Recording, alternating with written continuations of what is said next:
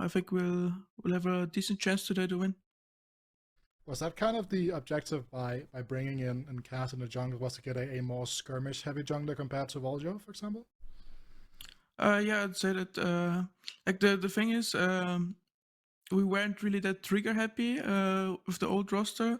We're having a lot of dots in our engages, and we looked kind of all over the place. So with that new change, it's gotten way better in that sense. Yeah. So, in terms of the standings, you guys right now are bottom of the leaderboards, only by one win though, right? Like one win and you're back in the mix of teams like Forfall, Veneer, etc. Only one more week left of playing after this one. Do you think that you guys could sneak a playoff spot in, or what's the objective here? I'm not sure if it's still in our hands fully. I think we have to win everything, and even then, it's not in our hands anymore. I think. But obviously, we're gonna try our best, right? We're gonna try to win everything, win today as well. It's not gonna be the easiest of matches, but I think we will have a decent shot at it. Thank you so much for your time, Unicorn, and best of luck later. Thanks. See ya. And everyone, welcome back to the NLC in the summer of 2023, and we are into week 6, day 2, and we've got game 2, UniQ versus Verdant, and 2 very surprising results yesterday for these teams in that they were the inverse of what we expected. UniQ won, and Verdant lost middle cop. My god. Yeah, and the way that they achieved both those results was fairly emphatic, right? UniQ, obviously, with the substitutes, the new additions to the roster coming in of Cast and of PlayStation being incredibly impactful. I think we've talked a lot about Cast on his Belveth, obviously a huge performer, but PlayStation as well, getting a loads of those engages started on the well was a real key performer for this team. So often you would see UniQ take these fights where they'd kill 4 members of the enemy team, only losing 1, and that one was PlayStation every single time. And if that's happening, you keep getting those good fights, you're in a really good position. There were, of course, a couple of instances where it was PlayStation for nothing, and I think that may stem back to just a little bit of those teething problems, which may well come down. But at the end of the day, it was their first game playing together on stage, so we can't read into it too much. More so that this is a point that we might expect to see their opponents try and capitalise on today. Yeah, I think that's fair. I think I'd also say that we've got perhaps a little bit of something to keep our eyes on with Verdant, because something I do want to hit on pretty hard before we get too much further is that Verdant are currently tied with Natives in game score. They are 2-0 in head-to-head, and that is a big deal.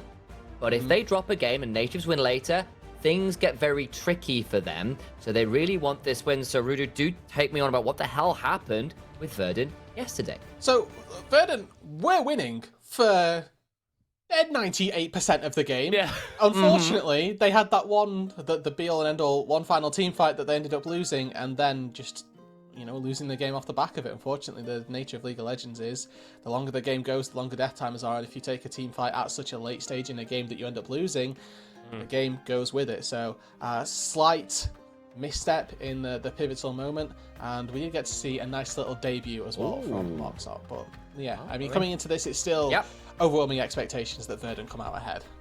They should, but we expected that yesterday as well in opposite directions for both of these teams, and maybe we get another surprise today. Again, we are into picks and bans.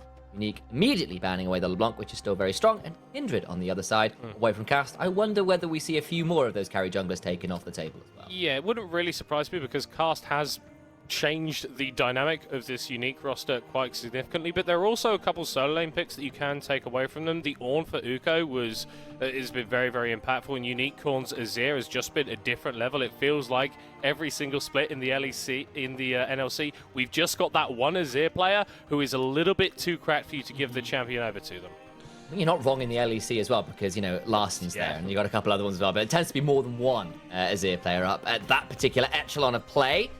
Away, it's a couple more of those target bans. The Draven away from Rusty Sniper, not entirely surprised. And the Sejuani Maokai, 2 of those big, beefy, engaged junglers off the table as well. Already noticing Melio hasn't been banned away. I mentioned last game quite the power level of that champion. Whether You or do not love to Verdant mention it. Take it here. We'll have to keep our eyes on. So it's open for this draft. I would expect it more from Wendell than PlayStation. From what I know of PlayStation, a very much engage-oriented style of champ player. But not to say that he can't pull out something in the Enchanter pool either. And I really like this Tristana B1 here for UniQ, because whilst this is a flex pick. Oftentimes that's just said it, oh, Tristana is technically an AD carry, she can go bot lane, but more often you see her in the mid. But Rusty Sniper actually plays this pick, actually plays this champion, and uses it to dominate lanes where he's going to possess a range advantage, which is something that you can generate versus a Kai'Sa. Need to be worried about the engage from the Rel that can come through, though. That champion is so busted at the moment. We have seen a fair amount of this trade around the world on this current patch. Kai'Sa for Tristana, big thing. They're both flexes. They can both do a hell of a lot of damage as the game goes on. Tristana, perhaps a bit more prevalent early. Kai'Sa a bit prevalent later, but similar kind of ability to handshake those champions. The responses, though, from UniQ, they get a Xayah, debating something really spicy in a Vladimir, but I don't know whether that's getting blind picked right now. Yeah, blind picking top lane isn't what we would expect to see here. Expect just a jungler for cast, but then again, we know how flexible he likes to be, and we've seen him pull out these carries, so maybe just having to sacrifice. It should just be a support match, honestly, here for PlayStation. Not going to be the case, though. The Lilia gets locked in, so Cast here pulling out some AP in the jungle before it can get banned away on second phase. A lot of damage already for UniQ. Yes. We need to see them round out with some frontline in the next stage. Yeah, it would be quite nice. And Verdant, I think, locking in the Syndra here is really cool because you are preserving a little bit of the flex potential in that Rel. Could obviously still go into the jungle or the support. And Niter on Syndra, it just feels great. This champion has a little bit less early game power, but he's one of the few champs that can match this Tristana in terms of raw damage output. Like Niter, like Knight, Syndra players, both. They've certainly seem to have gone for it here. And Rudude, what are you kind of umming and ahhing about? Because it seems like you've got a particular angle you're kind of concerned about looking at that facial expression. No, I've been a big proponent of Syndra for the last like 3 or 4 patches. I think this champion is heavily slept on. Very happy to see it picked up here. The interaction between Syndra and Tristana relies very heavily around the scatter the weak, as with generally most Syndra matchups. But if you use that scatter and it misses, it does give UniQ free reign to jump on the Syndra and try and get an advantageous trade. As we're moving into the second phase, and we're starting to see a little bit more focus towards some of these key picks for UniQ. That Ornn taken off the board, removed away from Uko. And actually, the Amumu is a takeaway from Taxa. Whilst they did lose that game yesterday, Taxa was flashing forward constantly on the Amumu, always going for these big plays, even if he wasn't necessarily able to get the team the dub. Yeah, and also it just makes Lilia's life a lot harder. Like, she goes into press Q, she gets Ard, you've also got a Tristana hopping around. Like, it just makes things more difficult, and getting rid of some of those bigger engage options, I can see the value in that.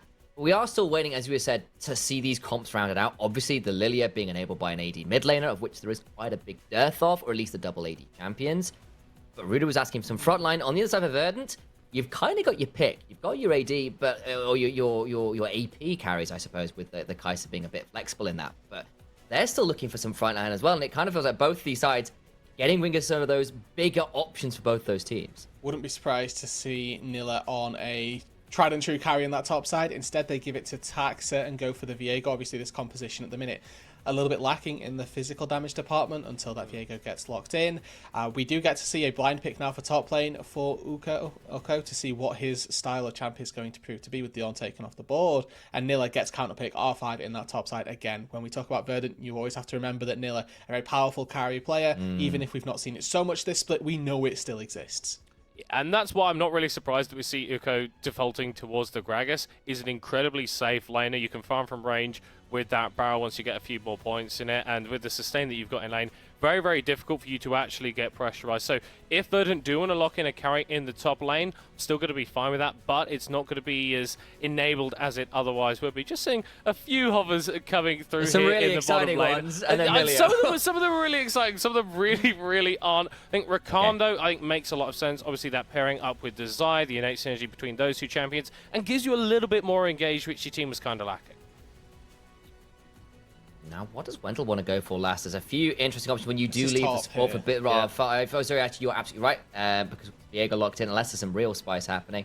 I'm just seeing all these hovers and going, ooh, that would be fun. Watch him lock it in and throw all our draft predictions to hell. Ooh. But a Fiora would make a lot of sense for Nille.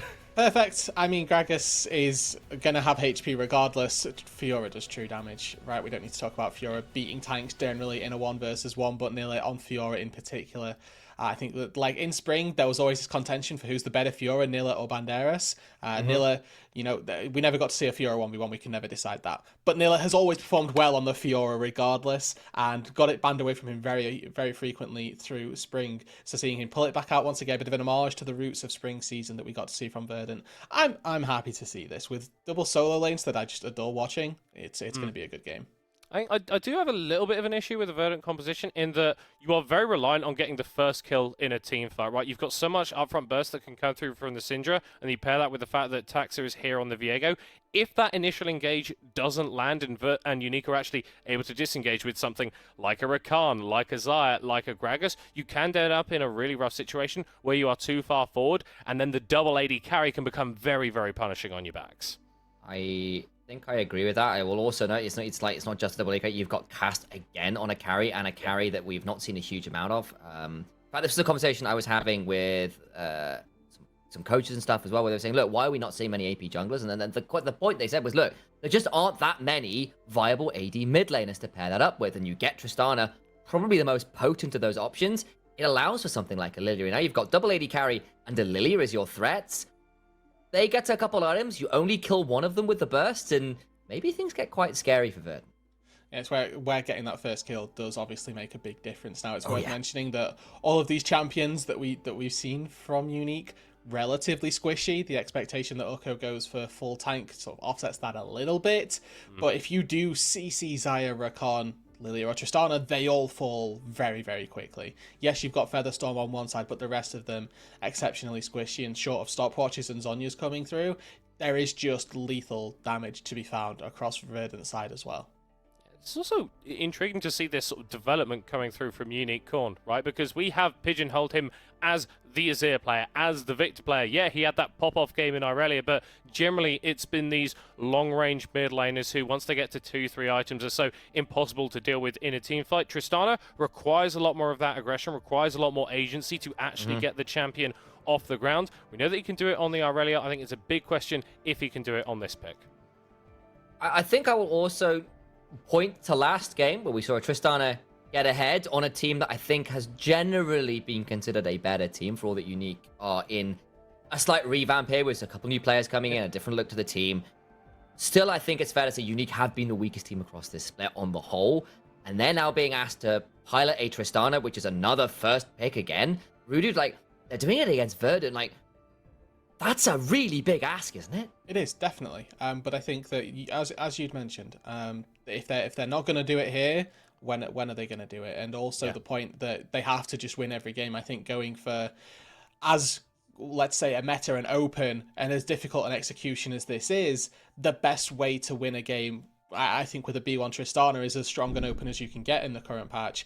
I'm not necessarily shunned away from this. I've not seen UniQ pilot it successfully so far, but then again, the things we've seen them do so far haven't been successful, so maybe we get a different The data's a bit skewed, that's fair. And like, I will also note, before I allow us to go into something a little bit bigger, that because Nord lost, UniQ are in a little bit of an easier position because they're only 2 games behind that 4th place spot. Of course, other teams are vying for it as well, and they are still behind the pack in general.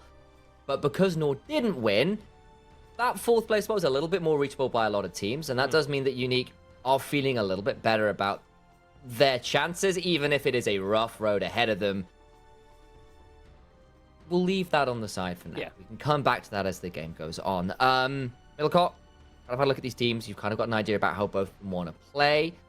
Where are you expecting this game to go earlier on?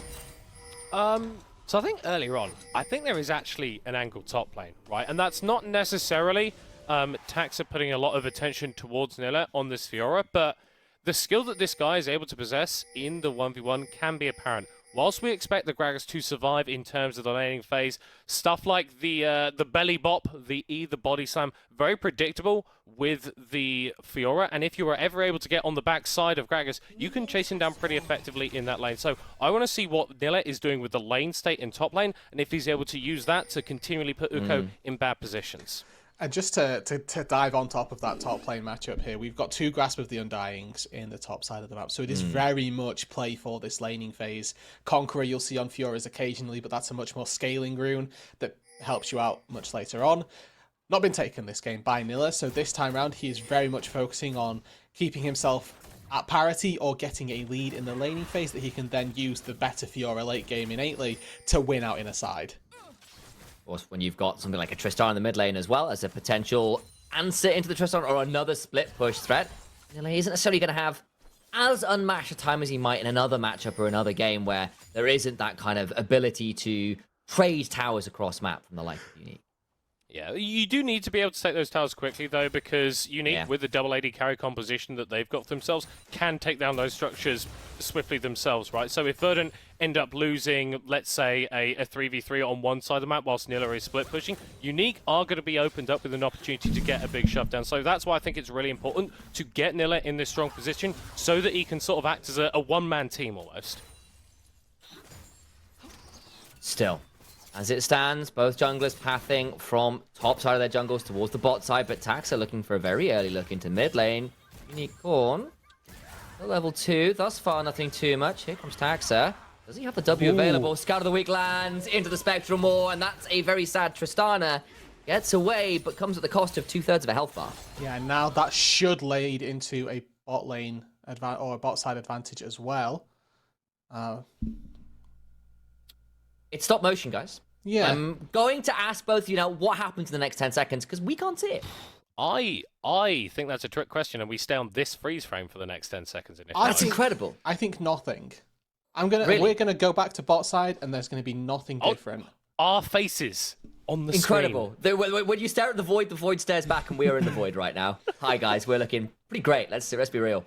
Podcast again. You two are still in the white t-shirts. Like I I'll thought go there get would be changed some... if you want. Hang on. Right, this is it. Hang on. Can we please go make second. a bit more jazzy? Right, okay. Hang on. We'll do this for next game. I'll find a share. Something. I've got something to deal with.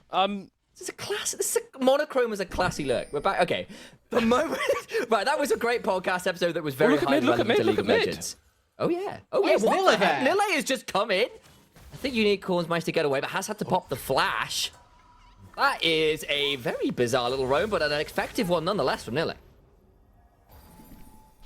And that's sort of the state of play. If the Fiora is able to roam out of the Gragas lane at level 3 and get the enemy Tristana's flash in the mid lane, that's great. But that really helps out Verdant because they weren't able to get that summoner spell on the first gank. UniQ still has access to the teleport, but being this low on HP, he's probably going to have to burn that coming back into the lane, which means that if Taxa wants to go mid lane again, then the Tristana, you can take her down and you can punish her a lot for any aggression. And you are looking for that first recall to come through between this mid-jungle duo. The base damages to take out Tristana just aren't there because of the rocket jump. So as long as UniQ is never really using that aggressively, taking down the Tristana in lane, not particularly feasible without a couple of items in their back pocket. Still, that is 2 ganks by Verdant onto mid lane from 2 different members, sub 3 minutes. They know exactly what the early game plan is, which is make UniQ's life as difficult as possible. And considering how often Tristana games and drafts are about the Tristana being a significant threat and tower sieging option, so you can see what Verdant's plan is to try and make that as difficult as possible. Double stun in the bot lane. Taxa might be thinking about this, and that's been a lot more active in the early game this time around. Does have the flash, can try and get in. Rusty Sniper, flash for flash, but there's still a Spectral Maw! Trying to stay alive, will just like the bowling ball coming on through! No! Is it enough? Surely not, the Dream Dust is coming on through, sticks him into the long, long sleep of death, maybe. Gooby trying to run away, does not have flash, does not have cleanse. There it is! Q! Taxa is taxed! And nothing is true but death as well. My days, beautiful plays in the bot side. Yeah, everybody playing that fight gorgeously there. Just again, the base damage is not quite high enough for either side until UniQ managed to pull cast in and get that kill in response. Taxa holding the W down for as long as possible. Flashes in and then waits for the flash from Rusty Sniper. Managed to land it. Still can't find the kill. The follow-up just not quite there from Wendell and Gooby. And a 2 for 0 on the bot side for UniQ. Starting off this game quite well as well. And who was it that was picking up those kills? Who was it making that journey into the bottom lane to get that advantage? It was Cast. Great defensive stuff from the bot lane duo of Rusty Sniper and PlayStation. This new man in the jungle coming in, getting himself accelerated on the Lilia.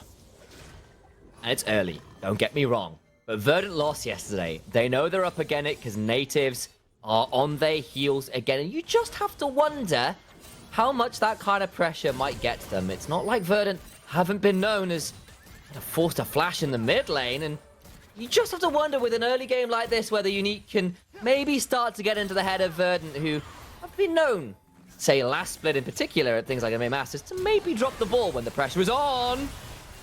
That's so much damage. He's gone. Never mind. The moment I speak about it, Unicorn gets blurted in mid lane. Third gank, and he finally get a kill. Yeah, so 4 people end up in that mid lane. That's all it took to kill the Tristan, and not too many resources committed.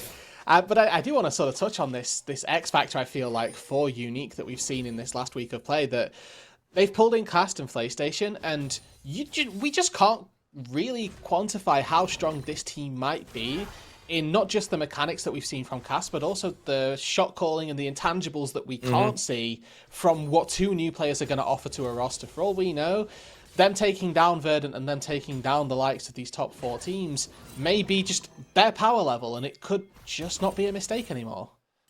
But you only have to look to last split to someone like Veneer, who attempted to make a late playoff run, but were tantalizingly cut short. That team were actually cut short by Verdant, sneaking into the 4th place spot and making their way all the way to the final. So Verdant very much aware of what UniQ are trying to achieve with this game and with this late run, and going to be determined to stop it. Things going well for them in the top lane, at least. Nilla has built up a CS advantage, which is going to grow as this wave comes in.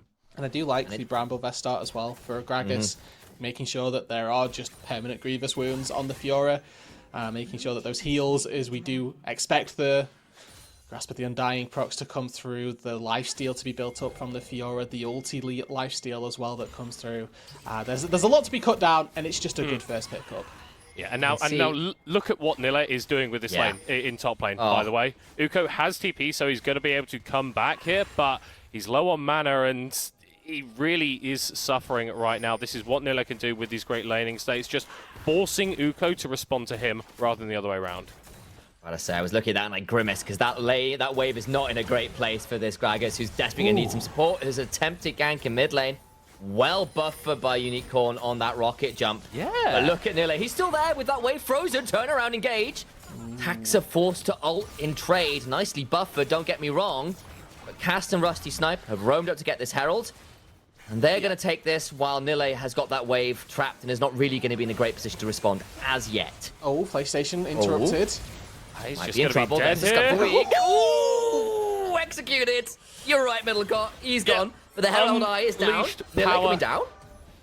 They're not getting that they eye, folks. They're not. Rusty Sniper's in danger now as well. He's going to go down. That's just 2. And no eye. Tragedy. Now, I was going to say I really liked this from UniQ, and then they absolutely fumbled on all of the things that were going so well for them, because they...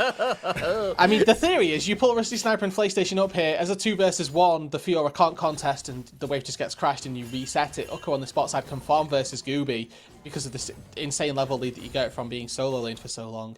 But then when they take the Herald, PlayStation gets caught out. That leads to UniQ trying to overcommit just a little bit too much, and the dominoes start to fall, unfortunately, in a very awkward position for them. Yeah, and I'm glad that we are highlighting Niter at the moment on this Syndra, because he's been the real beneficiary of a lot of these early plays going well for Verdant. 2-0 and 1 on the Syndra has got that Luden's Tempest completed, and people often like to think of Syndra as an early game champion, but post rework, really not the case anymore. She becomes incredibly strong throughout the game, and whilst UniQ have got carry options in multiple lanes, one of them is always going to be removed from a team fight if Niter's got his say.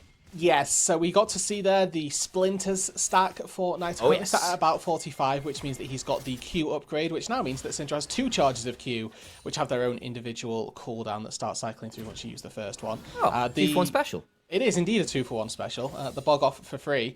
And you've got to remember as well, as we get later into the game, the synergy between Syndra and the Rabadon's Death Cap is very crazy. You can get 55% bonus ability power from having Syndra 120 Splinters and the Rabadon's Death Cap. So just every piece of AP that you have, do that again by a half.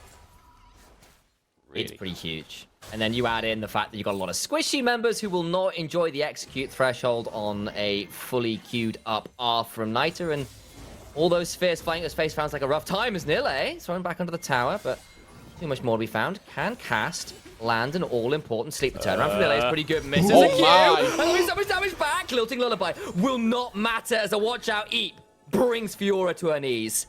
I don't know, bro. If Nile's coming straight for the Chinese Super Server, he makes that play happen, but the Fiora not quite clean enough. This isn't Ionia. This is Europe. But you can see the danger of going for this Fiora, even without the Divine Sundering completed, nearly gets the 1v2. So whilst that's a win for UniQ right now, Verdant, they might be getting another one in the future. They're definitely getting one to PlayStation if they're able to take him down. He's going to be able to get over the wall without burning the ult or the flash. So still maintaining those defensive and aggressive tools on the Rakan. Importantly, was able to W before the final Dark Sphere landed, so Knight are not able to find the follow damage on the Q, which would have obviously been enough to take down the Rakan.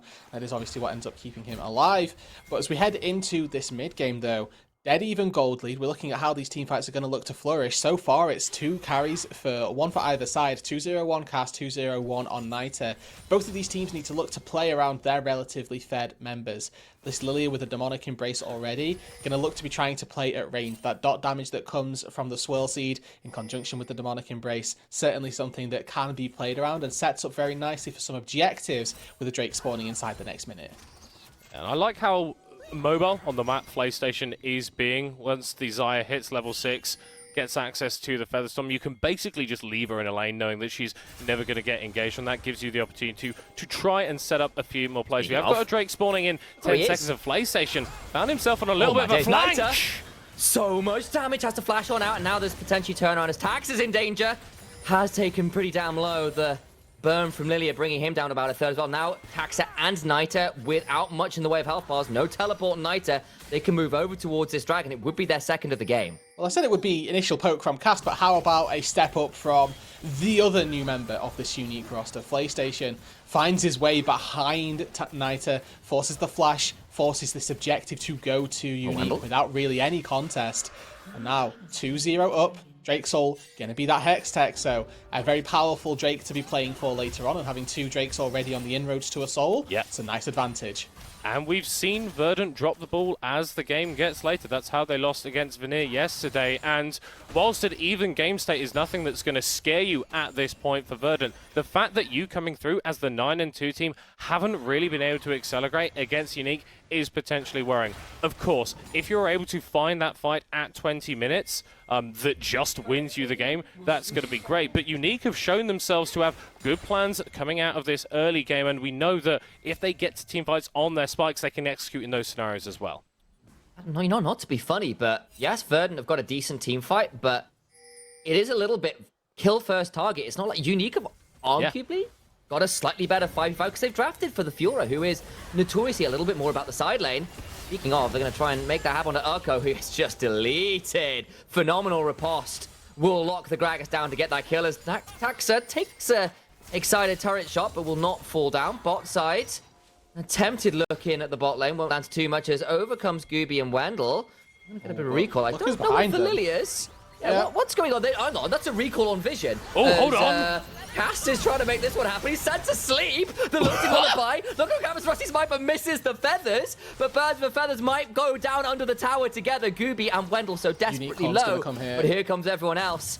Oh no, looking forwards, looking for a charge, skewer them on that mighty horny. Oh, Gooby! No, my days! Flash for the Acathian Rain will make it at least a 1-for-1. 2-for-1 overall, and with the trade in top lane and a tower, I think Verdant come out on top, but at least UniQ throw a few punches themselves. Yeah, so gold going back over to UniQ there, and it's mainly UniQ Korn who is the recipient cast we're not as done. well. It's Teleport down here.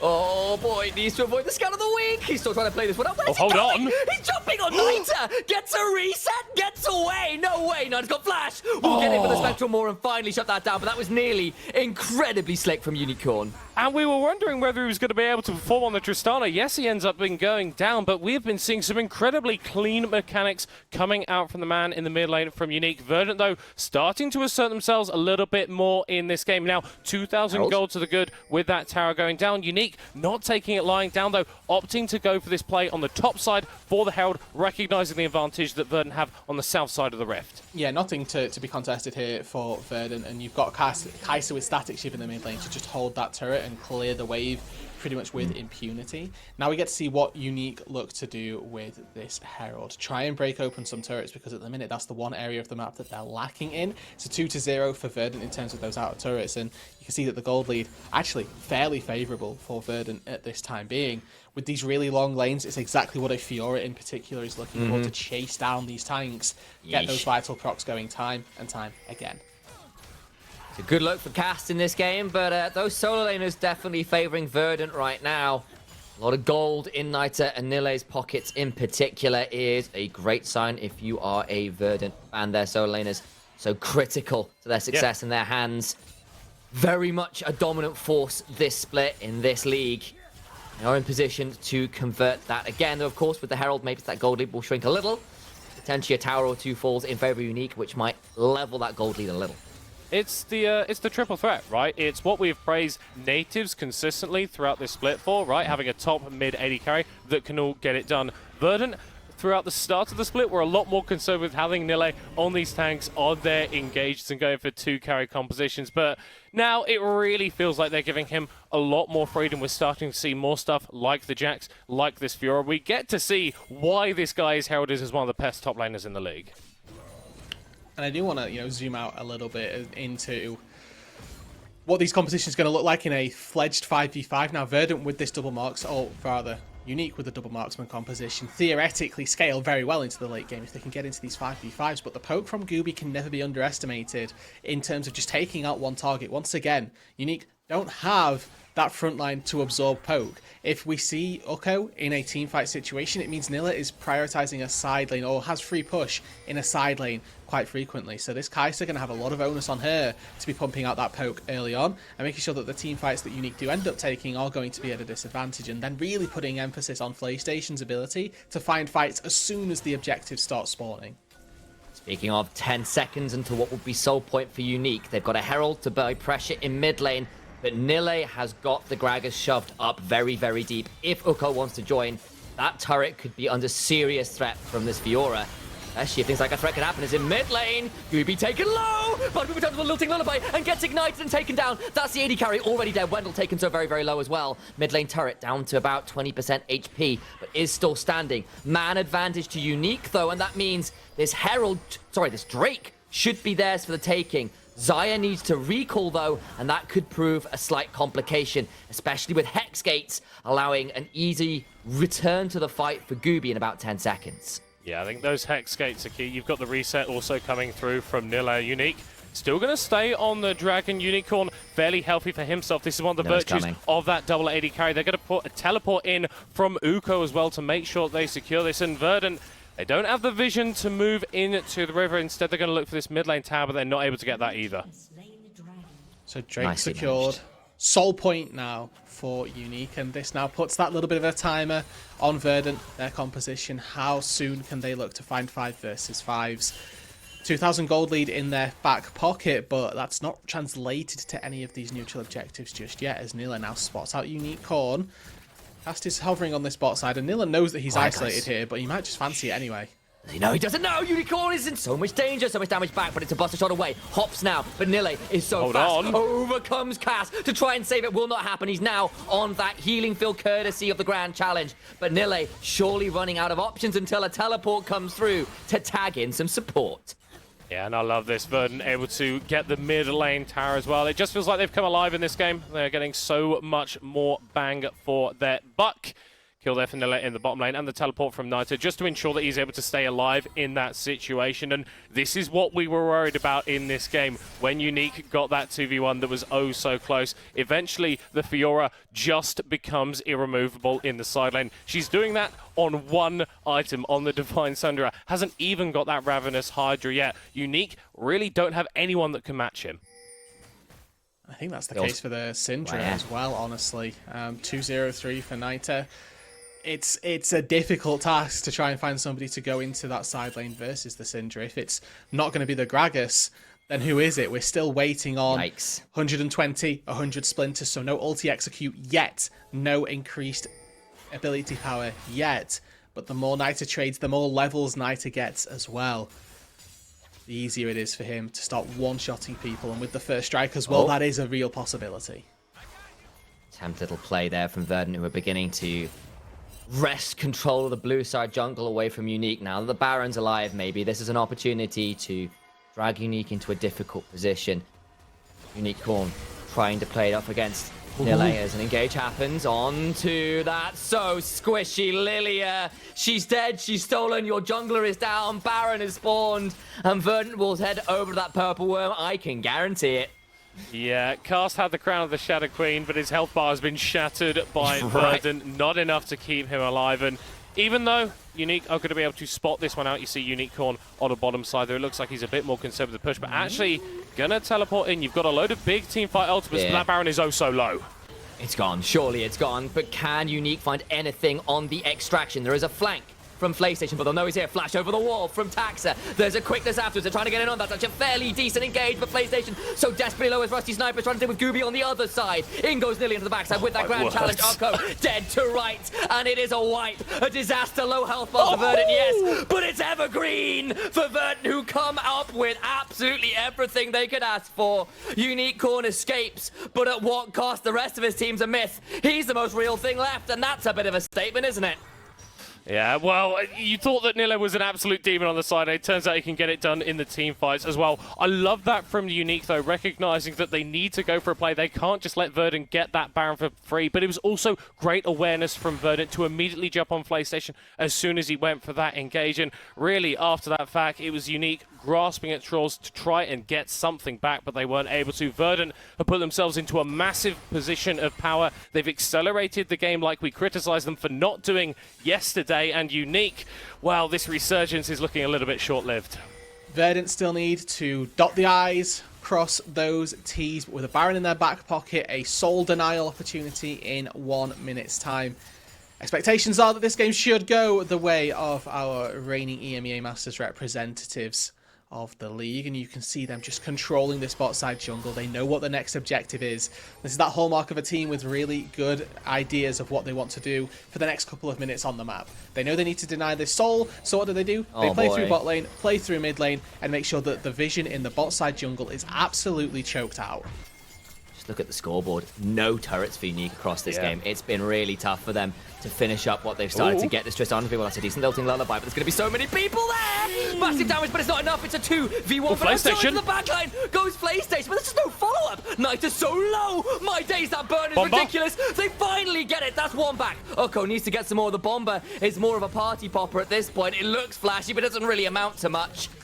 They get one, but at what cost? UniQ Corn does get a tower in topside, and UniQ bite back 15 seconds on Soul. That could actually be pretty big because they will have the man advantage. I just don't know how easy it will be to contest. It's looking like it's going to be a 4v4. Remember, UniQ Corn TP'd in to get the Baron. True. I actually really like this decision from UniQ. You don't need to take this Drake. Yes, Soul would be nice, but what's the other consequences? You're getting so much gold on your top side. There's 2 turrets fallen there. Likelihood is they can break open mid lane as well. Unless Verdant are going to commit to a fight in this mid lane, this is 3 turrets for 1 dragon, which when you have a Baron, is just an awful trade on Verdant's side. Yeah, and you consider how anemic the map state was for UniQ before. Not only is this going to be gold in their pockets, but it means that they're able to contest vision much easier. The fact that Verdant don't have this tier 1 in the top lane, don't have this tier 1 in the mid lane, means that UniQ can actually walk into the red topside jungle without necessarily feeling too pressured. They're still down in terms of gold, but they are in a much better position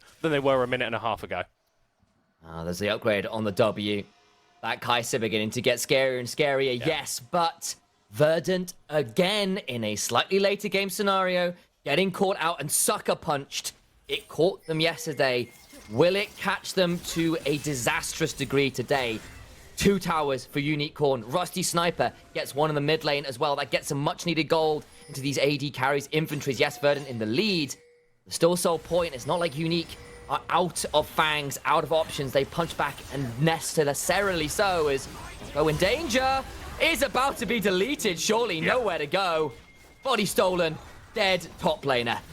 Yeah, and whilst the team fights may look good for UniQ, especially when they're able to get these catches, we've got to remember that if Verdant are able to bring more people to the party on the side lane, they will just win, and they do still have that side lane strength. UniQ, he's doing a lot better for himself now that he's got 2 items on the Tristana, taking down even more, but he's still going to get one shot by Nita if they end up 1v1ing, and Nita is still playing Fiora, so I think for Verdant, you want to slow it down, right? You want to play these side lanes to try and split UniQ across the map, get some inhibs where they're not contesting you.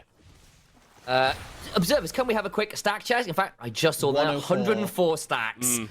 Not quite the 120, but that's still a lot of damage from Nita, who's just away from getting towards that death cap completion as well.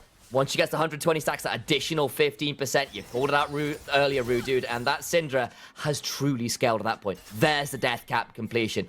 A few more stacks and Syndra will be really, really scary. We already have execute threshold on ult. It's just not something that Syndra needed, but it's something she more than loves having. So if, for example, anybody gets ulted at this game, and it is anybody, because UniQ has negative MR at this stage in the game, right? He's not built any of it to try and deal with the side lane. They just die. Yeah, and you consider if you get into mid-range, you're going to get threatened by the Syndra, but if you're standing in an adjacent county, you're going to get hit by a Kai'Sa W. 3 items here for Gooby with this AP build, and once you miss it, the cooldown goes down a little bit, but UniQ, it's so difficult for them to engage now, because so much of that is coming from UniQ, who doesn't have any magic resist, and PlayStation, who is playing a support. Verdant, you can just stand in mid lane and allow your side lanes to push you to victory. I wasn't expecting an example of Yorkshire v Lancashire rivalries with being hit over the county lines right now, but here we are as PlayStation taken so desperately low, but does get away with it. Oh my days, the artillery keeps firing, and I mean, which side of the War of the Roses he's on, but he's doing a lot of work. I mean, it's very Yorkshire versus Lancashire, right? Because one team is convinced this is a rivalry, and the other team is absolutely convinced it isn't. Verdant. Looking like they're in God's country right now. Grass is always greener on their side of the rift, and it is looking very, very dark for UniQ around the Baron pits. Yeah, Nil is pushing in the bot side as well, so even if UniQ can contest as 5, they're going to lose their bot inhibitor to do so. Nilla's got TP, but the question is how long do they have before this goes down, and can they take a fight afterwards? Absolute dark the entire way. No way to stop the Baron. It's taken cleanly by 5. There's a teleport back to stop Nille, who is... Oh no! UniQ's been caught! He hops over the wall. He's just about to survive for now. Needs to run away. Desperately has to run away from the top. Can't get back. PlayStation by accident. It's collateral damage. These mortar shells are hitting like warheads. They'll get one. Taxa secures it. How much further can he go? Will not dive too much further. Wendell with the critical pick. Nille is somehow here. Desperately under the tower. Will get shut down. Massive stop onto Taxa, but will get out with the ultimate. Will not quite die. Now Nita into the base is in a difficult position. Flash. Body slam. Cask. Not quite enough. There is still the ultimate available from Mako. No, sorry. It's gone down. Nita. No. He's taken. Rusty snapping out onto Wendell. Bruted in place. The feathers are flying. And they'll take him straight out of the sky. It's a bird of prey. And they'll take out Gooby as well. The Baron shove is over before it can begin. What the bloody hell is going on, Verdant? We thought that they'd overcome their stumble. We thought that they put this game beyond all doubt, but they overstep pushing into the base. Yes, they get the inhib. Yes, they're in an advantageous position, but look at the bottom of your screen. We've got 10 seconds until the Hextech Soul, and Verdant are nowhere near it. There's just nothing to be done for Verdant. They overplayed their hand, went too deep to try and commit to the end game, and now UniQ come away with their own end game buff. The Baron for Verdant secured them an inhibitor, but it also secured UniQ the Hextech Soul. They are haunted by yesterday, and those voices are getting louder and louder. We all know what they're saying. It's saying, you can't do it. You can't finish what you started. And Verdant slipping when it matters most at the end of the split, at the end of these games. 9-2. Will they slide to 9-3? What tenacity from UniQ, right? A 7-game loss streak, an entire round robin's worth of L's. And in the last 2 weeks, they come up and put up performances like they have done. Yes, they are still down. Yes, they don't have a bot lane inhib. Yes, Verdant still pushing with the last few remnants of this Baron, but we're about to tick over to 30 minutes, and they are still alive in a game versus a team right at the top of the league. Hex Soul, 4 items on a Xayah, 3 items on a Tristana, 3 items on a Lilia. You have the tools, you have the damage. Verdant need to be so careful. You know those little voices in the back of their head are just beginning to make them doubt, make them sweat. Rusty Sniper still needs to be careful because he's against a significantly longer range sniper in Gooby this game. Verdant needs to close this. Has been finished for Nilla, so him in this side lane becomes even more indomitable, grouping up in the team fight, of course, a little bit weaker now with that itemization, but if UniQ do find a comeback, and albeit for only one game, it will give us 4 of the bottom teams 1 win away from a playoffs position. And yes, that may well change within, 1 or 2 games, but the fact that it is still as close as we could conceivably find it going into potentially the last week, or going into what is definitely the last week of the split. But all of these teams have just shown so much at so many different points in this season that it's impossible to know who to go for. Right, and look, currently playoff cutoff is 5 wins. That's where Nord are right now, and they've got 2 games to play, so that's not a guarantee it stays at that. Nord can still win, but UniQ are still in with a glimmer of a chance of playoffs. But they had to go through some ridiculous opponents to do it. They've got to go through Verdant, the top of the league, the team that was seemingly untouchable. They lost yesterday. They're slipping in the end of this game. Natives are rubbing their hands and crossing their fingers at the same time, praying for this to be UniQ's win. The other teams at 4 wins, they are praying UniQ lose. They don't need more competition. Yeah. It's not going to get any easier for UniQ, though, as maybe get a pick onto Gooby. This is in darkness. They know he's going to have Castus trying to go forward. Can't quite make it work. Castus was really brave. Don't solo onto Wendell. They get 1. Gooby so low. No. He's being slowed. Oh, He's got nowhere to go. It's a double. They've got 2. Not like this. Oh, just like this. 45-second death timers on Gooby. Now, a mid lane inhibitor Max. looks like it's possible, but if we look at the bot lane, Nilla, that side lane pressure that we've been so frequent to highlight. Not again, the Grey Screen, not like this. We can't live in expectation. We can't live having to wonder. Pray to the gods of tech out there. This gets resolved shortly into issues depriving of us of what could be an extraordinary end of the game. No, go back. The game was happening. The game was happening. Go back to the game. No! Go back to the game. We just got to be continued next week. Oh, my word. I feel like Roundabout's going to start playing. We've just got to be continued right there at the bottom. Next episode will come shortly. Guys, we've got a little bit of a moment. Yeah. Middlecop, how do UniQ close it out? Rudu, you're telling me how Verdant are closing out. Nice hoodie, by the way. I've not sorted myself, but I appreciate it. Go first, Middlecop. Right, so I imagine our answers are going to be mirror images of each other, right? UniQ need to stop Nille. You can't allow this Fiora to open up on the split push. You've got the ability to shove, fine, just for yourselves, right? But if you allow free time in the side lane for this guy, it doesn't matter all the good plays that you've done for the last 10 minutes of this game, you can still go down. And how do Verdant close it out? Because they are slipping. They've just lost 2 45-second death timers. How on earth do you hold? So their plan here is to have just drawn as many people back as possible. I think, fortunately, that they've pulled enough people back so that it's actually only the Xayah pushing up through mid lane at the minute. That's not a conducive enough amount of people to end the game.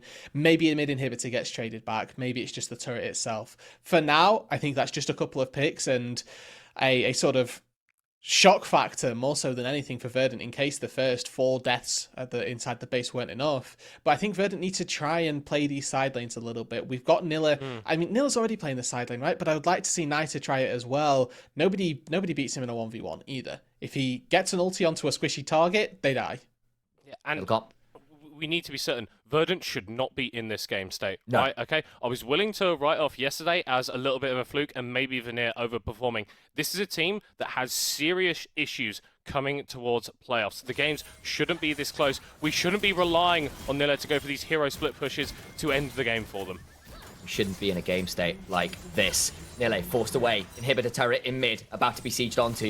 It's what UniQ are looking for. They must claim this inhibitor. They must find a way to solve this one out as Verdant in a difficult position. 10 seconds on Wendell, 22 on Gooby. Another freeze fame for the moment as we just wonder where things go from here.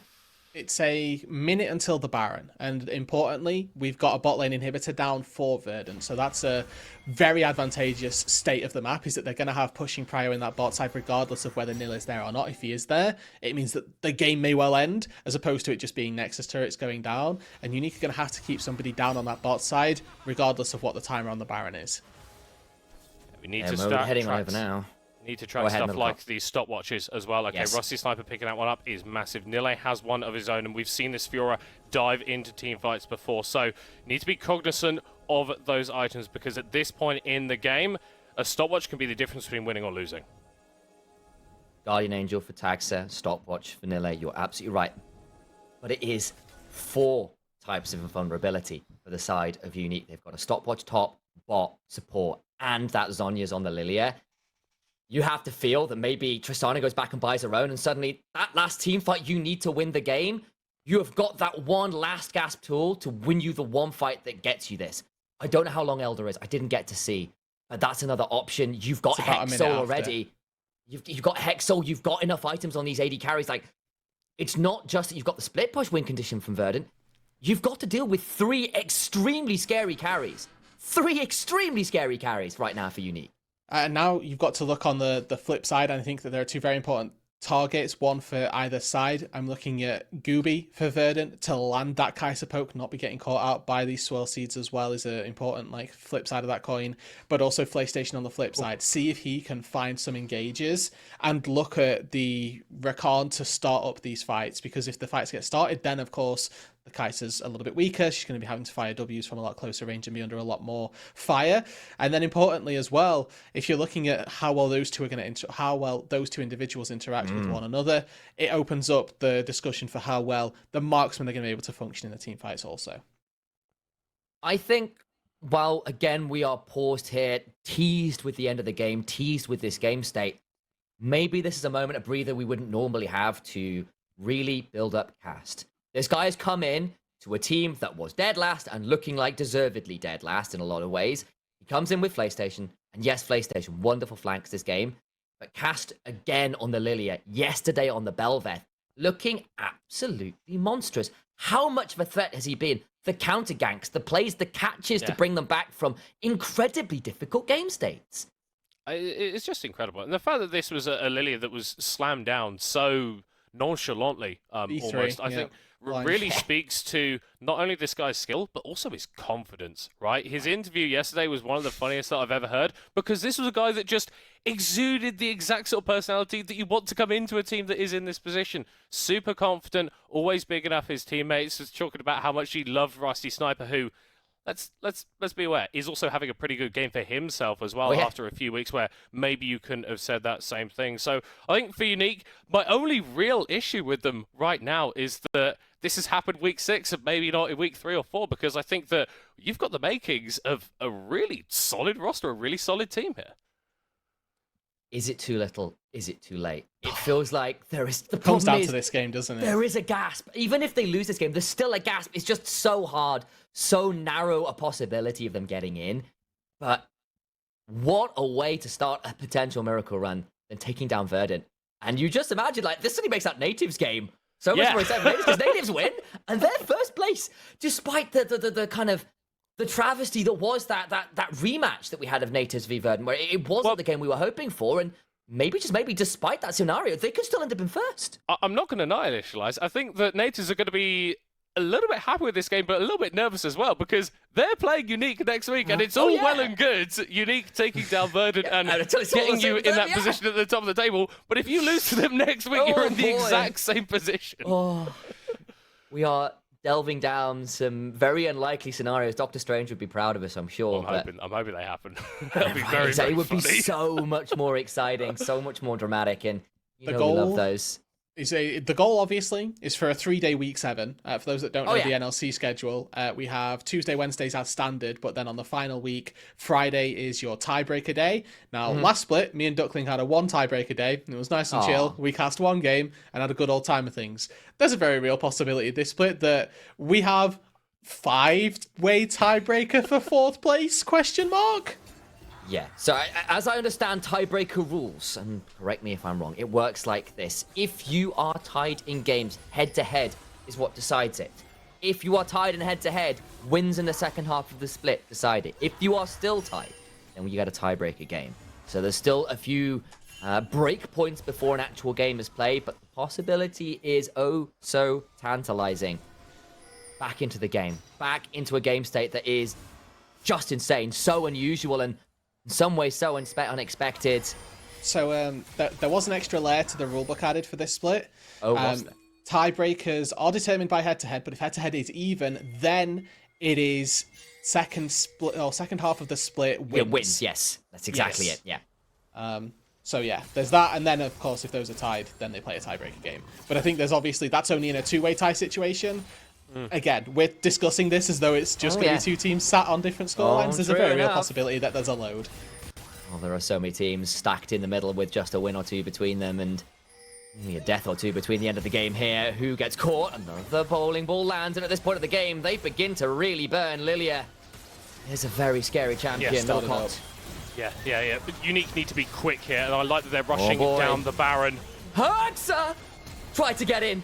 Now they It need was to a lot, base. but he can't steal this one. TP ball. PlayStation, so scary. They get look in. at Nilla. They've gone on top of Gooby. He tries to fly away. He's got no. Look at the base, look at the base. They've killed him. Look at the base. Nita, Nille trying to stop it down. Two Jackson, turrets. No, trying to stop no. it. They're onto the Nexus. Not like this. Surely not. It can't be a Baron for Nexus trade. 50 gold remains. A stopwatch. In comes Cash, and they've done it. No, UniQ.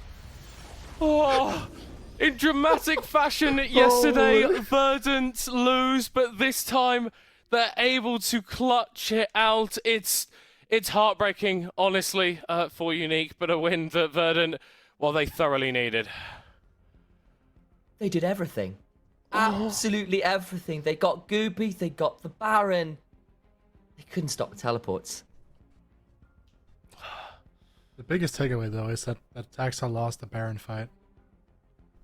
That's the real win for UniQ. Wow. They can claim that they're the only people to have beaten Taxa in an objective, combat, right? But I think that there was a lot to really dig into this game, right? Like, I mean, we got to see Nilla on Fiora again. That had a lot of impact all throughout the game, right? The way of Nilla's constant side pressure and the way that he really opened up the bot lane really seemed to be what actually ended up allowing this base race to happen, Middlecott. Yeah, I mean, it was like Rudu highlighted whilst we were in that break. The bot lane inhib was down. UniQ, they need to go for the Baron in that situation, but Nilla was absolutely unstoppable on the side lane. It's great that Verdant are going to get that win, but this is going to go down as not a great week for them. Needs to be cleaner, especially with how close we are to playoffs. I think in a lot of ways that should have been a 0-2. Let's see. Yeah, well, let's hear that from Gooby, whether or not he agrees with you, initialize, because he's on the line. I believe. Oh, he is. Yeah, hello. Hello. Hello. First of all, congratulations on the victory. How does it feel closing it out in such a high-octane fashion? I mean, it's fine, we got the win, but obviously there's a lot to work on. I kind of disagree with the caster that said it's a disappointing week, because like we're making a lot of mistakes, so there's a lot to improve on. I think that's good. It's better to lose one game like we did yesterday, where we learn a lot, than to just stomp the noob teams in the league and go to playoffs and meet natives and then get steamrolled, because we didn't learn a thing. So yeah, we're kind of happy that we are making mistakes, and it's obviously very easy mistakes to fix. At least that's how we see it. So yeah, we're happy with this week, even though it's a 1-1. Yeah, absolutely. I think that's great here as well. Also, another thing, how does it feel now that you guys kind of put the first place in jeopardy? I mean, I still think we're confident on bringing it home. We have 2 more games. Yeah, and obviously we need to be a little bit cleaner. But overall, it's playoffs that matter. So even if we lose one more, it doesn't phase us in any way, It's about winning the trophy in the end. It's not about winning regular season. Awesome. So final question here as well for you. A lot of your coaches have talked about, because I've interviewed both of them, have kind of spoken about the fact that you guys wanted to showcase that you guys are able to play for pretty much every single area on the team here right now, with Nilla getting to play a lot more Fiora, for example. I assume that's a pretty big way for you guys to showcase that. Yeah, for sure. Yeah, so my coaches are saying, like, we have 3 good carry players, in me, Nida, and Tax, or in Nilla. I think we can play for all of them. I think we have throughout the split as well. Right now, meta probably revolves more around playing vanilla, but having stable bot matchups. So that's why we are going that route. But yeah, it's perfect that we have a player that can perform on weak side on top and as a carry top. It's perfect. Nice, awesome. Thank you so much for your time. I will let you go now and get back to your team. Yeah, thank you very much. See ya. And with that, we're going to go into an interview with PlayStation, the support of UniQ. Hello, guys. PlayStation. I assume you can hear me. There we go. Yeah, Everything seems to be bit working delayed, just but fine. it's fine, I think. Yes, we are working on that on our end. A quick question to you. I believe you were the substitute support for Verdant until you took the UniQ starting support role. So kind of talk to us about that switch. Yeah, I mean, I didn't really plan on playing League this split at all, but Nicholas, the manager of Verdant, just reached out to me. Great friend, and I'm friends with a lot of the guys over at Verdant, so just decided to be a sub for them like I was last split. So just, yeah, it was just that, and then UniQ reached out to me, and now I'm here. Now you are here, and it's been a pretty up and down week for you guys. Almost looked like the 2-0 was possible for a second there. How's the mood in the camp? I mean, I think after yesterday, we were surprised that it was actually so easy to beat Roddy in a way. And today we were playing well, I feel like. I mean, not super well, and we lost in the end. But we're starting to play better together and, having a lot of fun together. And I think that's the most important thing, at least for my part right now. Didn't plan to play the split, but now I'm here and just having some fun and, doing whatever I can. You're just enjoying yourself. And again, playoffs does seem to be kind of out of the question right now for you guys. So what is like the goal for next week, right? It's the final week of the split. Are you guys just gonna go in there, have some fun? Are you guys gonna go in there and still show that you have something to prove? Like, what's the plan there? I mean, I'm not sure if playoff is out of reach. Maybe, maybe not. We'll give it what we can. We're gonna have some fun, but also try to take the last 2 wins and then beat Native so Verdant can go first. Awesome. Thank you so much for your time here, PlayStation, and best of luck next week. Yeah, thank you. Goodbye. With that, we're going to go to a short break. When we come back here, we're going to have Domino taking on Veneer, so don't go anywhere, guys. We'll be right back.